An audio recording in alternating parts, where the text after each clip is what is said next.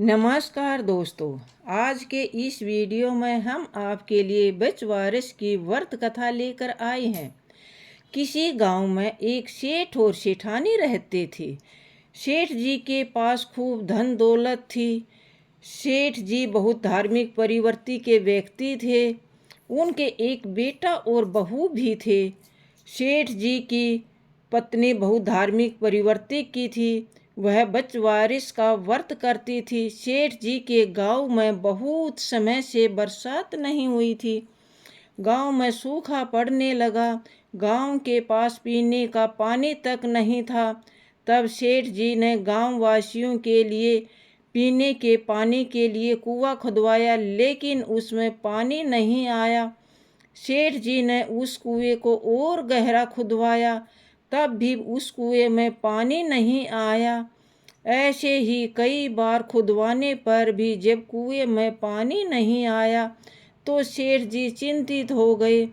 उन्होंने यज्ञ हवन करवाए कि किसी तरह कुएं में पानी आ जाए, परंतु कुछ प्रभाव नहीं हुआ। अब सेठ जी ने पंडित पुरोहितों से पूछा तो पंडितों ने कहा, सेठ जी, यदि आप अपने पोते की बलि दे दें तो इस कुएं में पानी आ सकता है।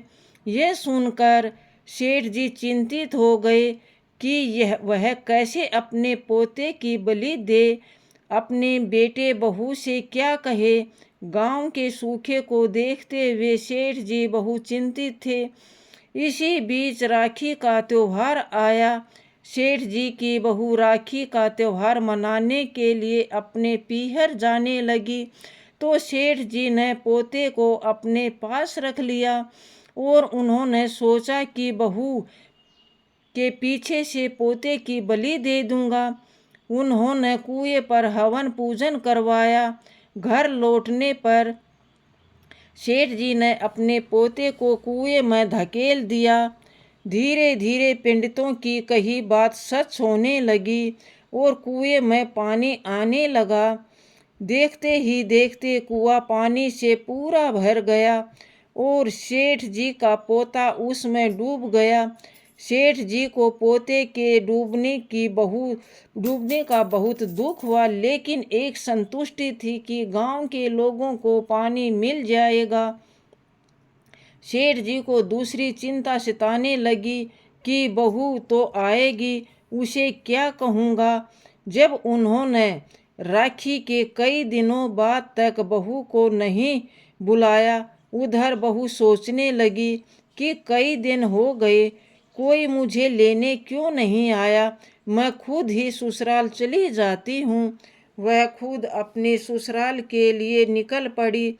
जिस दिन ससुराल पहुँची उस दिन बचवारिस का दिन था। बहू ने बचवारिस का व्रत रखा। अब जैसे ही वह गांव में पहुंची तो कुएं को खोदकर बहुत खुश हुए वह कुएं के पास एक पेड़ के नीचे बैठ गई। थोड़ी देर में वहां एक गाय अपने बछड़े के साथ चरती हुई आई। उसने देखकर बहू ने सोचा, क्यों न मैं कुएं के पास नहाकर बचवारिस पूछकर घर जाऊं। अब वह तालाब में नहा धोकर पूजा करने लगी। तालाब पर नारियल चढ़ाया और गाय की पूजा पूरे विधि विधान से करी। बहू की पूजा अर्चना से प्रसन्न होकर भगवान कृष्ण ने उनके पुत्र को जीवित कर दिया। यह जैसे ही पूजा करके पीछे मुड़ी, उसे अपना पुत्र वहां खेलते हुए दिखाई दिया। वह अपने बेटे को लेकर घर की ओर चल दी। सेठ जी को जैसे ही यह समाचार सुना, बहू वापिस आ रही है, सेठ जी चिंतित होकर कुएं की ओर चल दिए। सेठ जी ने रास्ते में अपनी बहू के आगे आगे पोते को आते हुए देखा। पोता जीवित देखकर सेठ जी बहू के पैरों छूने लगे। यह देखकर बहू चौंक गई और बोली, आप यह उल्टी गंगा क्यों बहा रहे हो। मेरे पैर या मैं आपके पैर छूं, सेठ जी की आंखों में आंसू आ गए।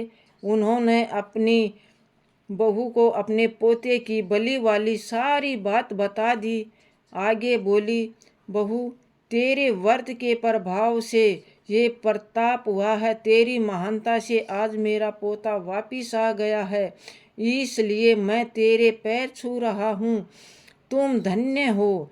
उस दिन से बचवारिश के दिन हर माँ अपने बेटे को तिलक कर नारियल देती है और उसकी लंबी उम्र की कामना से व्रत रखती है। तब भगवान इस कहानी को कहते हैं और सुनते हैं, हुकार भरते हैं। उन सब पर अपनी कृपा करना। जय श्री कृष्णा। दोस्तों, आपको ये वीडियो पसंद आई हो तो लाइक करना, दोस्तों के साथ शेयर करना। फिर मिलते हैं एक अगली नई ज्ञानवर्धक कहानी के साथ। तब तक के लिए दोस्तों, नमस्कार।